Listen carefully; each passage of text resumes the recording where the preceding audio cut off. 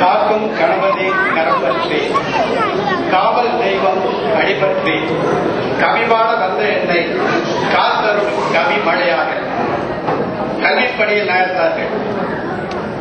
நாம் முன்னோர்கள் எண்ணி முயற்கின்றேன். வட்டி தொழில் ஒன்றே வாழ்க்கையாய் கொண்டவர்கள், பட்டி தொட்டி எல்லாம் படிப்பறிவு வளர்த்தவர்கள், திட்டமிட்ட தூரநோக்கி எண்ணி வியக்கின்றேன். வருங்கால செடி மகன் மருத்துவராய், கணினித்துவ நிபுணராய், விஞ்ஞானியாய், வேறு பல தொழில் மேதையாய் திருத்தமுடன் வாழ்வதற்கு வழிவகுத்தார். கல்வி எனும் பயிர் வளர்த்தார். ஊருக்கு ஒரு பள்ளி உருவாக்க வேண்டும் என்று ஊக்கத்துடன் உழைத்திட்டு உருவாக்கினார் பல பள்ளிகளை.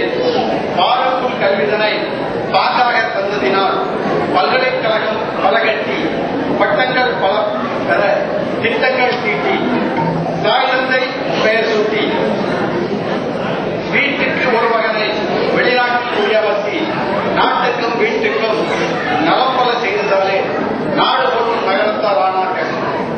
பர்மா, சிங்கப்பூர், மலேசியா என்று பாட்டனார்கள் கொண்டு வித்தாலும் பல்கலைக்கழகங்கள் கட்டியது என்னவோ பாரத நாட்டில்தானே.